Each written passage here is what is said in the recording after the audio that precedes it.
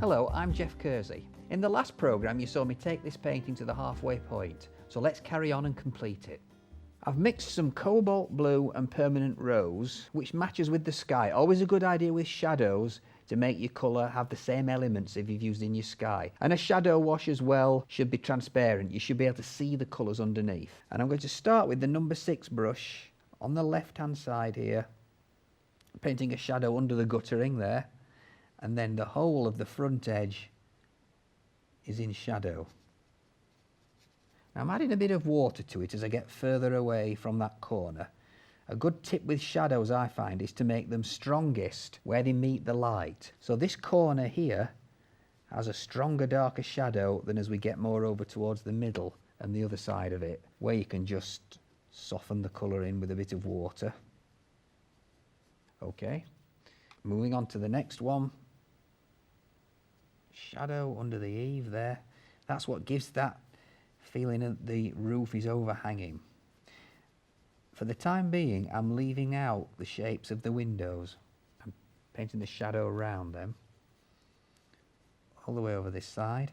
Always mindful of the fact that the light is coming from the left, so the whole of this front of the building is in shadow.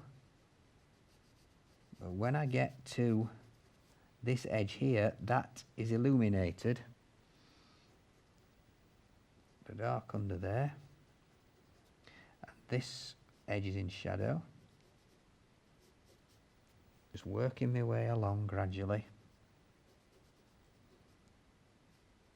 Remembering all the time to leave those little rectangles out that will be the shapes of the windows. Again, there's an eave there, so we'll have a bit of shadow under that. And now we're into this area here. Important to use a brush with a good fine point to it so you're able to get into those corners. Bringing that right down to meet the ground.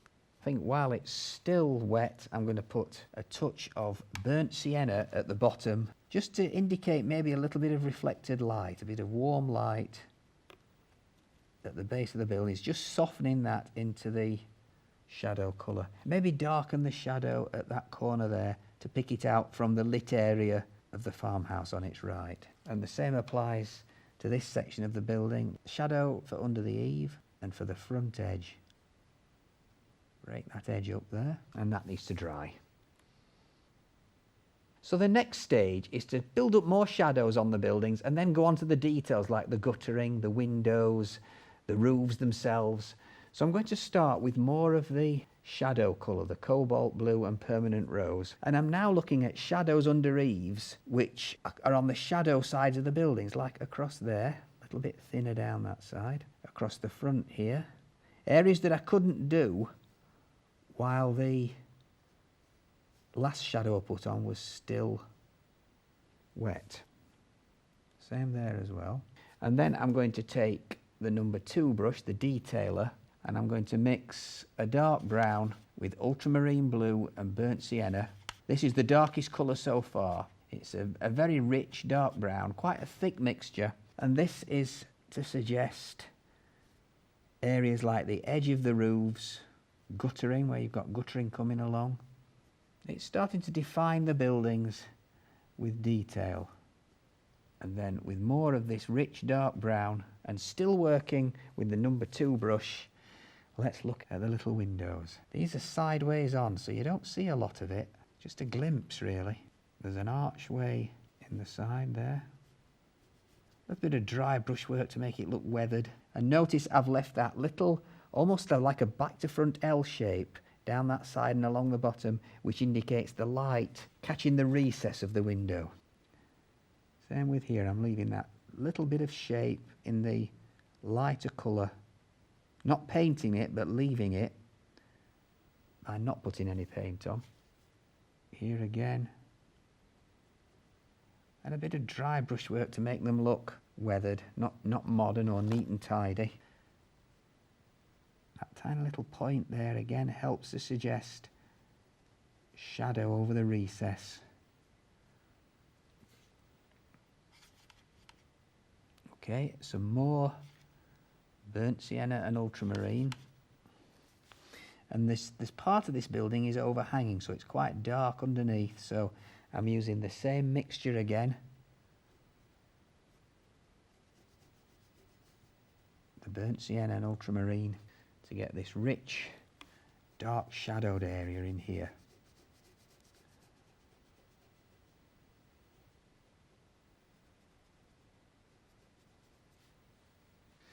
I'm just going to build a bit more shadow in, because the light's coming from the left-hand side. This building here is casting a shadow onto that wall.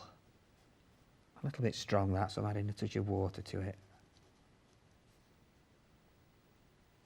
And the same with this bit that juts out at this side here. That will cast a shadow, and it's the shadow that defines the shape onto that wall there.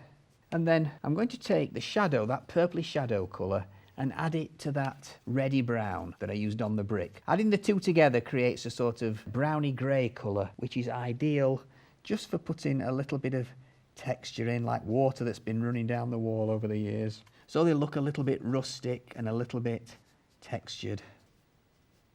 Just using the brush to almost skim the surface of the paper. And now I'm going to mix a colour for these roofs. I'm going to take the raw sienna again, but this time I'm going to add some burnt sienna to it to make almost like a burnt orange colour. And with the number 6 brush, I'm going to coat the whole of that, this one here. In other words, all the white paper now on the buildings. A bit of water to keep it nice and light.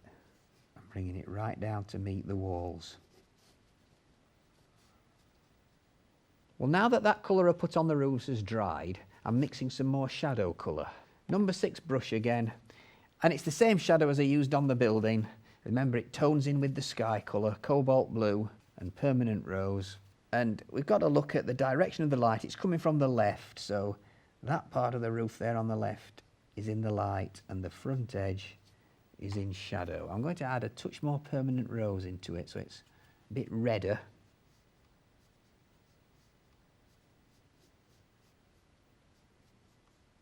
Maybe a touch of water to soften it in.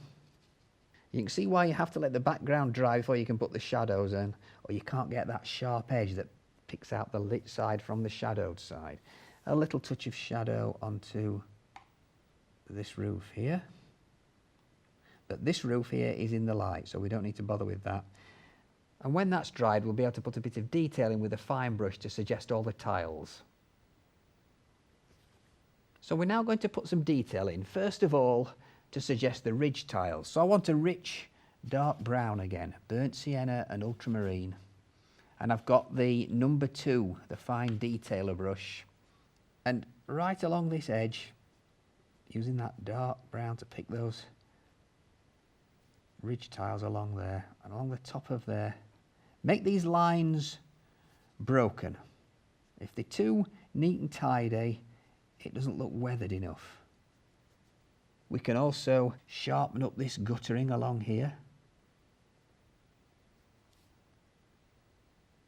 And then I'm going back to the rake brush, and I've got some more of this rich dark brown, the burnt sienna, ultramarine blue, and following the slope of the roof, I'm just putting in a few marks to suggest the tiles, but you have to stick with that angle.